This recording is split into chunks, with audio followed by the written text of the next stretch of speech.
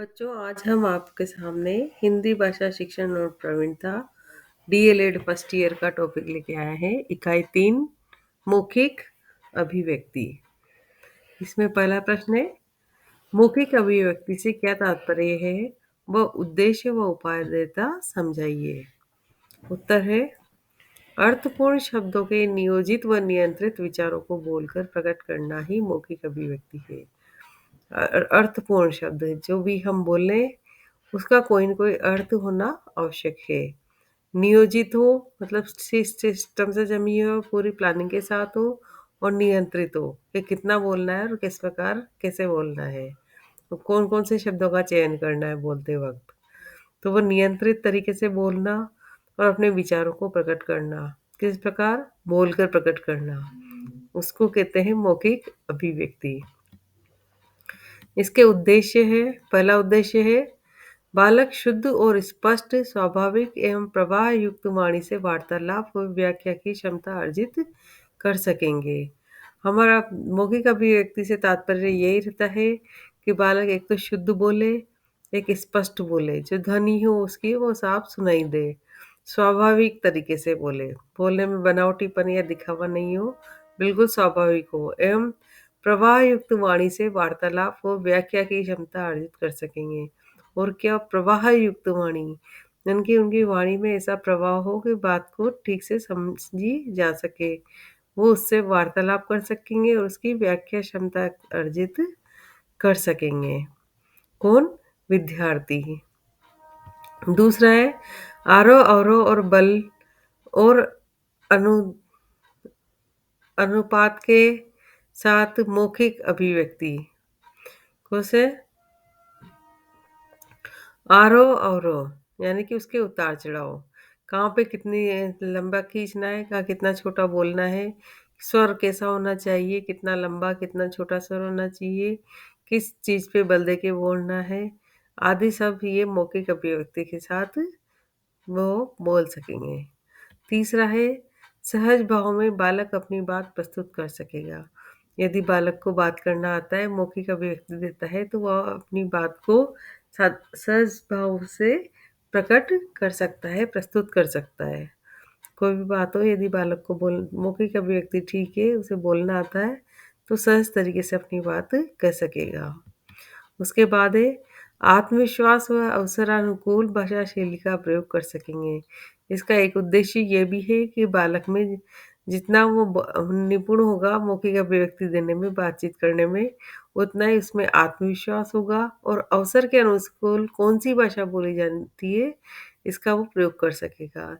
जैसे होता है ना कि किसी के यहाँ बैठने गए हो, लेकिन बैठने का मतलब है किसी के गम के वातावरण, किसी का दुख भरा वातावरण हो किसी के घर पे, और हम वहाँ पे चले गए हों, तो हमें वहाँ अवसर के अनुकूल बोलना है कि यहाँ के आपके साथ बुरा हुआ, कैसी तबीयत थी, क्या हुआ, कि क्यों इतना हालत खराब हुई, या कैसे आपके नुकसान हो गया। इस तरीके से पूछने की जगह यदि वहाँ हम चुटकुले सुनाकर हंसने लग जाए तो वो गलत होगा।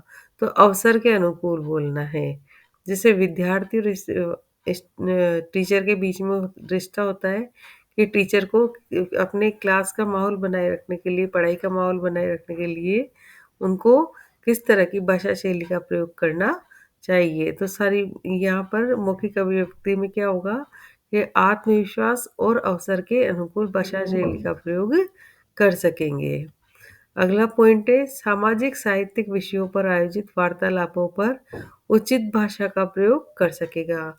यदि मौखिक अभिव्यक्ति बच्चा दे सकता है तो वो सामाजिक और साहित्यिक विषयों पे, है ना, समाज में भी अपने विचारों को प्रकट कर सकता है, और साहित्यिक विषयों पे यानी कि हमारे भाषा में कितने साहित्य लिखे गए हैं, उन सब के, ये अपनी पढ़ाई अपनी ज्ञान के आधार पर वो उन पे जितने भी आयोजित वार्तालाप होते हैं उस समय भाषा का प्रयोग कर सकेगा और खुद अपने विचारों को या साहित्य से पढ़ी हुई बातों को सामने वाले को समझा सकेगा। अगला पॉइंट है इसमें, धन्यवाद, कृतज्ञता, संवेदना, बधाई आदि के लिए उपयुक्त भाषा का प्रयोग कर सकेगा। जब भी बालक कुछ बात बोलता है या किसी से, तो अपनी अपनी सज्जनता या अपनी भाषा की वाक् निपुणता के आधार पे वो सामने वाले को धन्यवाद दे सकेगा, उसकी कृतज्ञता या संवेदना या उसको सही अवसर पर जन्मदिन की बधाई या कहीं सिलेक्शन हो जाने पर बधाई या किसी शादी की बधाई या सरकारी नौकरी लगने की बधाई, संवेदना यानी कि किसी के साथ दुख हो या अच्छा कुछ भी हुआ हो, तो दुख हुआ हो तो हम बोलते हैं कि आप बहुत दुख, हमें ये सुनकर बहुत दुख हुआ कि आपके साथ ऐसी दुर्घटना हो गई। कोई किसी ने बहुत अच्छा काम कर दिया उसको तो कृतज्ञता कह के आपको बहुत-बहुत धन्यवाद, आपने मेरा ये कार्य किया, मैं आपका सदा आभारी रहूँगा। इस तरह के शब्दों का वो प्रयोग कर सकेगा। उपादेयता, उपादेयता में पहला पॉइंट है अधिगम की सरलता, दूसरा अनुकरण व अभ्यास की उपलब्धता, तीसरा कुशलता में सहायक, चौथा स्पष्टीकरण में सरलता, पांचवा वार्तालाप भाषण में कुशलता, रुचि में अभिवृद्धि, सजीवता व भाव प्रदर्शन, मानसिक व बौद्धिक विकास का साधन, एकाग्रता व सक्रियता। तो पहला पॉइंट है अधिगम की सरलता। यदि बालक बोलना सीखता है, मौखिक अभिव्यक्ति देना जानता है, तो वो कोई भी बात को बहुत आसानी से समझ सकता है और समझा भी सकता है। तो वो सीख भी लेगा और आसान तरीके से उसको सीख लेगा यदि उसका भाषा पे या अपनी अभिव्यक्ति पे पूरा कमांड है। दूसरा है अनुकरण व अभ्यास की उपलब्धता। अनुकरण का माहौल उसे क्लास में मिलता है जब अध्यापक पढ़ाते हैं और बच्चों को अनुकरण करने के लिए देते हैं, तो वो कैसा उच्चारण कर रहे हैं बच्चे और कितना उन्होंने अभ्यास किया है उसके लिए कि वो भाषा को सही तरीके से बोल पा रहे हैं। ठीक है, तीसरा है कुशलता में सहायक। बालक को ऐसी अभिव्यक्ति करवाई जाए जिससे वो मौखिक अभिव्यक्ति उसकी अच्छी हो। उसके लिए भाषण प्रतियोगिता, वाद-विवाद प्रतियोगिता या और भी अन्य प्रतियोगिताएँ आयोजित की जा सकती है जिससे बालक में मौखिक अभिव्यक्ति की कुशलता में सहायक रहेगा। स्पष्टीकरण में सरलता, किसी बात को स्पष्ट करना हो तो मौखिक अभिव्यक्ति उसमें एक अच्छी भाषा का प्रयोग करते हुए मौखिक अभिव्यक्ति देना स्पष्टीकरण में सरलता आएगी, उसका स्पष्ट कर पाना है इसमें होगा। अगला है वार्तालाप भाषण में कुशलता। जिसकी मौखिक अभिव्यक्ति अच्छी हो वो आमने-सामने से बातचीत में भी अच्छा रहता है और भाषण में भी कुशलता रहती है, यानी कि किस तरह की भाषण, संभाषण या जो भी बिंदु हो उस पे हम किस प्रकार के भाषण दे सकते हैं। तो मौखिक अभिव्यक्ति जिसकी अच्छी होगी वो वार्तालाप और भाषण में भी कुशल होगा। रुचि में अभिवृद्धि, उसकी कार्यकलापों में रुचि में, उसके विचारों में, इनमें परिपक्वता आएगी और वो उसकी रुचि में वृद्धि होगी। सजीवता व भाव प्रदर्शन, तो सजीवता में क्या होगा कि अपने जो चित्रण है, किसी का भी चरित्र चित्रण करना हो या कोई बात समझानी हो तो उसमें सजीवता और उसमें भाव लाकर भी बोला जा सकता है। अपने चेहरे पर भाव आ जाते हैं बोलते वक़्त, दुःख है तो दुःख का, सुख है तो सुख का, संयोग, वियोग, श्रृंगार, सब तरह के भाव हम प्रदर्शित कर सकते हैं। उसके बाद है मानसिक बौद्धिक विकास का साधन। ये जो मौखिक अभिव्यक्ति होती है, ये इंसान की मानसिक और बौद्धिक अभि विकास के रूप में सामने आती है कि जितना इंसान तर्क-वितर्क करेगा, उतना ही उसकी अभिव्यक्ति और बढ़ेगी। एकाग्रता व सक्रियता, इससे क्या होता है कि बात कहने और सुनने वालों के बीच में एकाग्रता और सक्रियता रहती है। सुनने वाला भी यदि उसको सही तरीके से सुन रहा है, उस पे ध्यान दे रहा है तो वो सक्रिय रहेगा और यदि कहने वाला भी कोई अच्छी बात कह रहा है या उससे विषय से संबंधित बात कह रहा है तो सुनने वाले उसकी बात को ज़रूर सुनेंगे और सक्रिय बने रहेंगे। ठीक है, अगला प्रश्न है मौखिक अभिव्यक्ति के विभिन्न पहलू के बारे में बताइए। तो उत्तर है इसका 2 प्रमुख पहलू है सुनना और समझना। ठीक है? जैसे स्कूल की घंटी बजना अशाब्दिक मौखिक अभिव्यक्ति कहलाती है। स्कूल की जैसे घंटी बजती है तो कोई कहने थोड़ी आता है कि आप लोगों को बैग बैग बंद करके और घर की ओर जाना है या घंटी बजी है तो लंच का टाइम हुआ है या घंटी बजी है तो क्लास पीरियड लगा है या अगली क्लास लगेगी। इस तरह से बार-बार कोई कोई नहीं कहता, जैसे घंटी बजती है हम ये अशाब्दिक मौखिक अभिव्यक्ति के माध्यम से हम इसे समझ जाते हैं। पहला है इसमें अनुभव विस्तार। बालक को जितना अधिक अनुभव होगा वो उतना ही अधिक आत्मविश्वास के साथ आत्म-अभिव्यक्ति देगा।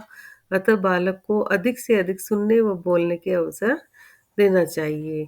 बालक को जितना अधिक अनुभव होगा, जितना अधिक बच्चा बालक बोलने में अच्छा निपुण होगा, अच्छा होगा, उतना ही अधिक आत्मविश्वास के साथ अभिव्यक्ति देगा।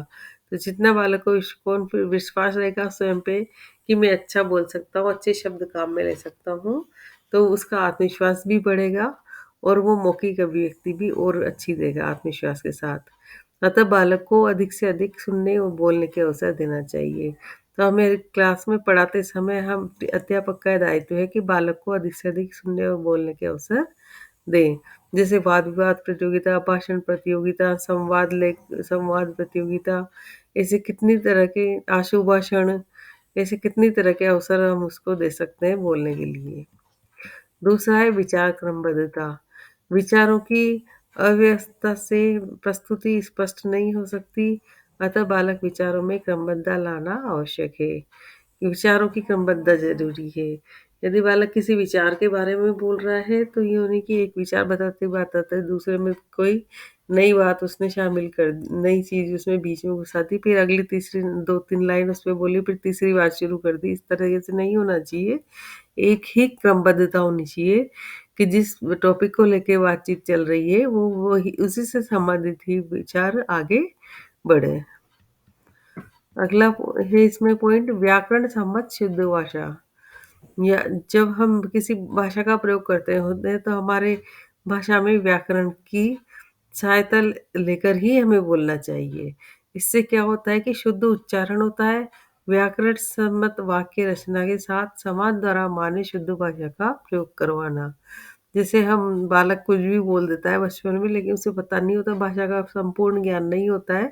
लेकिन जब बालक बड़ा होता है तो धीरे-धीरे उसे पता चलने लगता है कि उसे कौन-कौन सी किस इंसान के लिए कैसी भाषा बोलनी है, जानवरों के साथ कैसी भाषा बोलनी है, या समाज में जाए तो किस तरह से भाषा का प्रयोग करना चाहिए।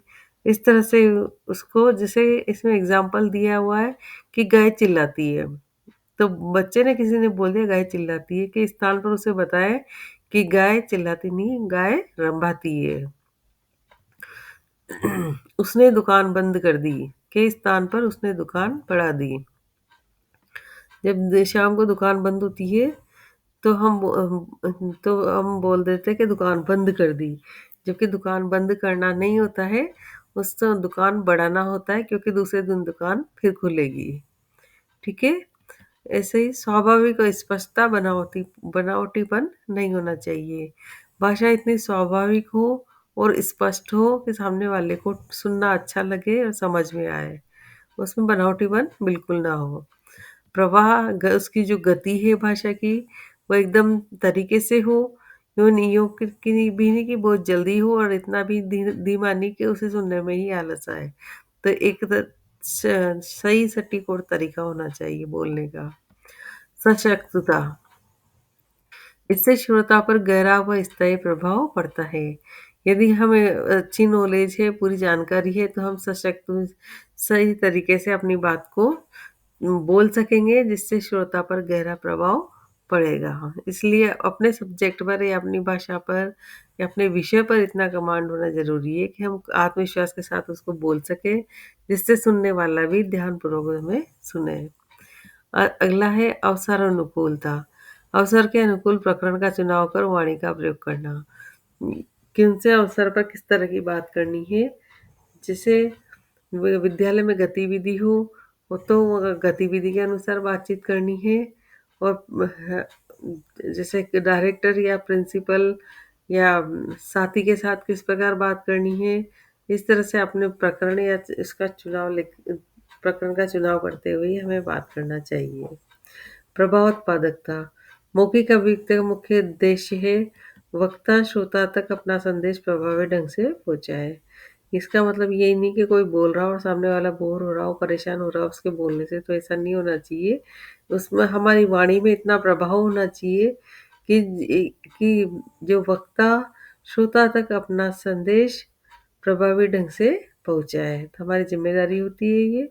कि वक्ता है जो बोलने वाला है और श्रोता जो सुनने वाला है वहाँ तक अपना संदेश सही तरीके से पहुँच जाए। अगला क्वेश्चन है मौखिक अभिव्यक्ति से लाभ बताइए। पहला है अधिगम की सुगमता, दूसरा सजीव भाव का प्रदर्शन, तीसरा मानसिक बौद्धिक विकास, लिखित अभिव्यक्ति और रुचि में वृद्धि। मौखिक अभिव्यक्ति से लाभ बताइए। तो अधिगम की सुगमता, हमें कोई भी भाषा कहनी हो, अपनी बात समझानी हो तो हम मौखिक अभिव्यक्ति के माध्यम से समझा सकते हैं और समझ भी सकते हैं। ठीक है।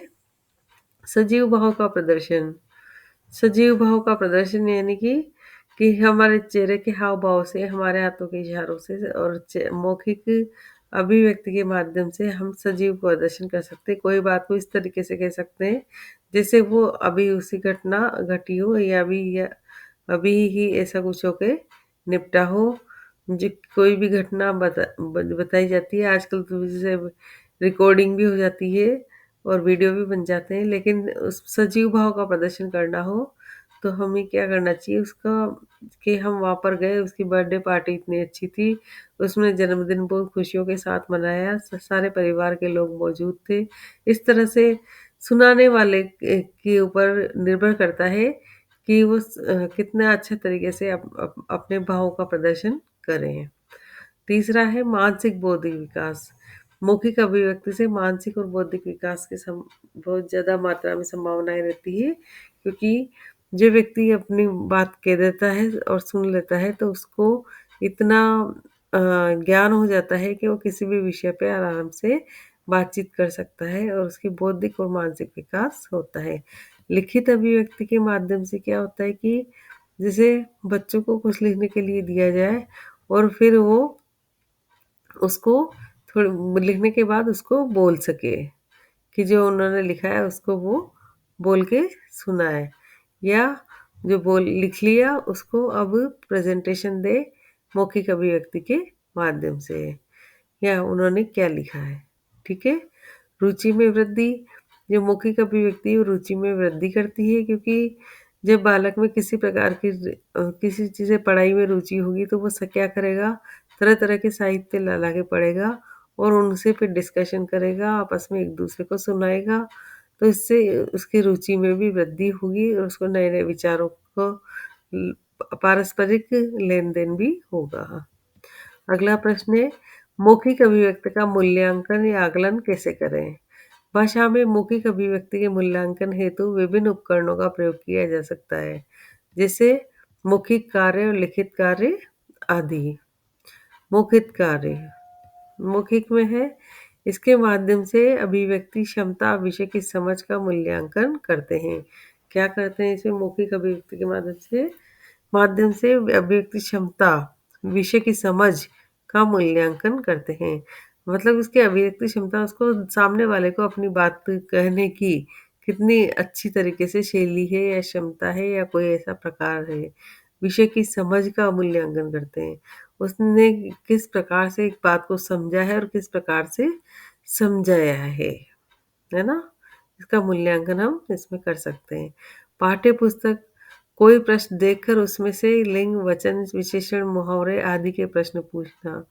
जैसे पाठ्य पुस्तक अध्यापक पढ़ाते हैं तो क्या होता है कि बीच-बीच में वो उनसे पूछे कि ये शब्द आया है, इसका लिंग कौन-सा है? या ये शब्द, ये पूरा वाक्य है, इसमें कौन-सा वचन प्रयोग हुआ है? इस शब्द में विशेषण क्या है? कौन से उसमें अधजल गगरी छलकत जाए, 2 दिन चले अढ़ाई कोस, ऐसे कई मुहावरे होते हैं जिनका भी बीच-बीच में आते हैं, तो उनको हम उन्हें स्पष्ट करते हुए, उनसे प्रश्न पूछते हुए आगे बढ़ सकते हैं। या राधा काली है, राधा सुंदर गाती है, या उसका लेग की बनावट बहुत अच्छी है, तो यह क्या है, उसकी विशेषताओं की जा रही है कि उसमें किस सुंदर गाती है या वो अच्छा लिखती है, तो इस तरह से उसकी विशेषताएं बताई जाती है। तो और उसमें कौन-सा वचन है, कौन-सा विशेषण है और किस तरह के मुहावरे उसमें प्रयोग किया गया है। इस प्रकार से प्रश्न पूछ सकते हैं। अगला है चित्रावली। चित्र देखकर उसका रंग, आकार, कार्य आदि के बारे में प्रश्न पूछना। चित्र दिखा बच्चों को चित्र दिखाने के उसके बाद क्या होगा, उसका रंग, आकार और कार्य आदि के बारे में प्रश्न पूछा जा सकता है। वर्ण सामग्री, शब्दों, वर्णों, मात्राओं का कार्ड समूह के सामने रखकर उससे प्रश्न पूछना। इसमें क्या होता है, वर्ण सामग्री में शब्द लिखा हुआ होता है एक कार्ड पे, या कुछ वर्ण जैसे अ, आ, ई, उ, क, ख, ग, घ, कुछ भी ऐसा शब्द लिखा हो। मात्राओं का कार्ड, हर एक मात्राओं को एक ही मात्रा, एक ही मात्रा, उ की मात्रा, ओ की मात्रा, औ की मात्रा, री की मात्रा, जो भी हम सारे इसमें कार्ड में सब होता है कि ऐसे क्या करते हैं, ऐसे मात्राओं, शब्दों, वर्णों और मात्राओं का कार्ड समूह के सामने रखकर, है ना, बच्चों के सामने रख दिया जाता है। फिर उनसे पूछे कि इसमें से बताओ ई की मात्रा वाले शब्द कौन से हैं, या उ की मात्रा वाले शब्द कौन से हैं। बताओ क वर्ण, क का लिखा हुआ है, अ का लिखा हुआ है, कौन से अक्षर अ है जिसमें अ लिखा हुआ है, कौन से कार्ड में। इस तरीके से हम उनसे पूछ सकते हैं। अगला है प्रश्न। अध्यापक प्रश्न करके मौखिक उत्तर प्राप्त कर सकता है। अध्याप प्रश्न सरल, छोटे-छोटे व कक्षा के अनुसार होने चाहिए। अध्यापक प्रश्न करके, अध्यापक पढ़ाते-पढ़ाते बीच में से प्रश्न भी कर सकता है बच्चों से, जिससे ये भी ये भी ध्यान रहता है कि हमने कहाँ तक पढ़ाया और बच्चे ध्यान से सुन पा रहे हैं या नहीं। तो बच्चों से मौखिक उत्तर प्राप्त कर सकता है। प्रश्न ऐसा हो जो कक्षा स्तर के अनुरूप हो। यूँ की छोटी कक्षा में बड़ा-सा प्रश्न पूछ लिया जाए, तो बच्चे जवाब नहीं दे पाएँगे। तो उनकी उम्र और उनकी समझ और उनकी कक्षा के अकॉर्डिंग उनसे प्रश्न करना चाहिए। अगला क्वेश्चन है, मौखिक अभिव्यक्ति का प्रथम चरण क्या है? तो मौखिक अभिव्यक्ति में जो प्रथम चरण है, वो है घर की बोलचाल की भाषा, क्योंकि बालक सबसे पहले अपने घर में से ही बोलना सीखता है। अगला क्वेश्चन है, मौखिक अभिव्यक्ति के रूप कौन-कौन से हैं? कौन-कौन से हैं? वार्तालाप, वाद-विवाद, भाषण, प्रवचन, चर्चा, संवाद, कविता पाठ, घटना वर्णन आदि। कौन-कौन से हैं रूप? एक तो वार्तालाप, यानी कि 2-3 जने, 4 जने आपस में बातचीत कर रहे हैं। एक वाद-विवाद प्रतियोगिता करवा के भी हम मौखिक अभिव्यक्ति करवा सकते हैं कि एक बिंदु दे दिया जाए, जैसे बालिका शिक्षा अनिवार्य है या नहीं। तो एक जना इसके पक्ष में बोलेगा, एक विपक्ष में बोलेगा, तो वो वाद-विवाद होगा, और जब वो बालक सामने बोलेगा तो वो मौखिक अभिव्यक्ति कहलाएगी। भाषण के माध्यम से भी कर सकते हैं, और प्रवचन देकर भी कर सकता है। आपस में ग्रुप में चर्चा करवा कर भी ऐसे करवा कोई टॉपिक दे दिया जाए और ग्रुप में उसकी चर्चा करवाई जाए। संवाद लेखन के माध्यम से भी हम करवा सकते हैं कि व्यक्ति लेख संवाद तैयार करे और क्लास में खड़ा होके बोले।